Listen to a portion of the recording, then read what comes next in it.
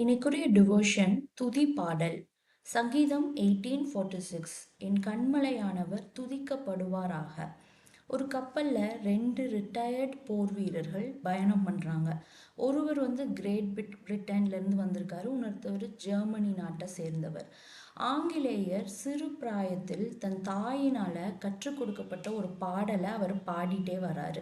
அந்த பாடலுடைய தமிழ் டிரான்ஸ்லேஷன் எப்படி இருக்குன்னா, வல்ல தேவரீர் அல்லால் வேறே தஞ்சம் அறியேன், கைவிடாமல் நேசத்தால் ஆற்றி தேற்றி தாங்குமேன், ஏதுமற்ற ஏழையை செட்டையாலே மூடுவீர் அப்படிங்கிற இந்த பாடலை கப்பல் பயணத்துல அவர் பாடிட்டே வராரு.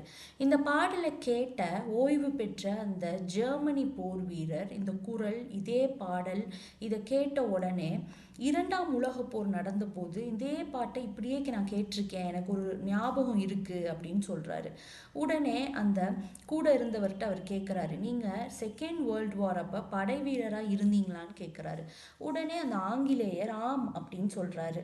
உங்களுக்கு எதிராக ஜெர்மனி படையில இருந்தனா கிறிஸ்துவை ஏற்றுக்கொண்டிருந்தேன் அந்த டைம்ல, அதனால இந்த பாடலை நீங்க பாடியதை கேட்டவுடன் உங்களை சுடாம நான் அந்த டைம் விட்டுட்டேன் அப்படின்னு சொல்றாரு. இருவரும் ரொம்ப நெகிழ்ச்சியோடு ஆண்டவரை துதிக்கிறாங்க. இந்த பேச்சுக்கு அப்புறம் பாருங்களேன், ஒரு பாடல் அவங்க உயிரையே காப்பாற்றி இருக்கு. அப்படி என்றால் தேவனை துதிக்கும் துதி பாடல்களுக்கு எவ்வளவு வல்லமை இருக்குன்னு பாருங்க. கண்டிப்பா அந்த துதி பாடலுக்கு ஒரு பெரிய விடுதலையும் இருக்கு. வேதத்துல கூட நம்ம ஒரு சம்பவத்தை காண முடியும்.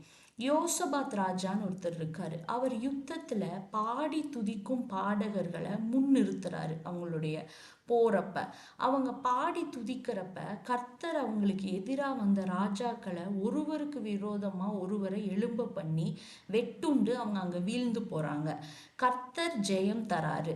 தாவீது பாடி துதிக்கிற ஒரு நல்ல அரசன். சிங்கம் கரடி வாயிலிருந்து ஆடுகளை மீட்கிறப்ப காப்பாற்றப்ப கர்த்தர் அவருக்கு பாடி பலனை தராரு. கோலியாத்தை வீழ்த்தராரு. சவுலுக்குள்ள இருந்த அசுத்த ஆவி இவருடைய இசையினாலதான் வெளியே போகுது. இன்னும் கைமாறு கருதாம காக்கும் நமது இரட்சகர் தூங்காமல் உறங்காமல் அவர் செட்டையில் வைத்து நம்மளை பாதுகாத்து வராரு. நம்ம அறியாத நேரத்திலும் நமக்கு வரவிருந்த தீங்கிலிருந்தும் நம்மை காக்கிற தேவனா இருக்காரு. ஆகவே அவரை துதிக்கும் துதி எப்பொழுதும் நம்ம வாயில இருக்கணும். குடும்பத்துல எப்படிப்பட்ட நெருக்கமான சூழ்நிலைகள் இருந்தாலும், தேவைகள் இருந்தாலும், கடன் பிரச்சனைகள் இருந்தாலும் பவுல் சீலாவை போல பாடி துதியுங்க. குடும்ப ஜெபத்தை விடாம இருங்க. பவுலும் சீலாவும் பாடி துதிக்கிறப்ப சிறைச்சாலை கதவுகள் தானா திறவுண்டது போல அற்புதம் நடக்கும். யோசபாத்துக்கு விரோதமாக யுத்தம் செய்ய வந்தவர்கள் அவன் உள்ளம் கலங்கிற்று. அப்பொழுது கர்த்தரை நோக்கி ஜெபித்தான். எத்தனையோ எதிர்மறையான எண்ணங்கள் யோசபாத்தின் உள்ளத்தில் ஓடி இருக்கணும். அவங்க தேசத்தை அழிச்சிருவாங்க, தன்னை சிறைப்பிடிச்சிட்டு போயிடுவாங்க, தான் பிள்ளைகள் தான் மனைவியை அவங்க கற்பழிச்சிடலாம், தான் தேச ஜனங்களை அவங்க தேசத்துக்கு சிறைப்பிடிச்சு இழுத்து கொண்டு அவமானப்படுத்துவாங்க. இப்படிப்பட்ட சிந்தனைகள் பல இது யோசபாத்துக்கு இருந்தப்ப அவன் கர்த்தரை நோக்கி ஜெபிச்சாரு.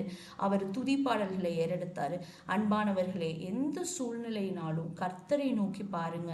ஒரு நாளும் எதிர்மறையான எண்ணங்களுக்கோ மனசோர்வுகளுக்கோ சஞ்சலத்திற்கோ இடம் கொடாம விசுவாச அறிக்கை பண்ணுங்க.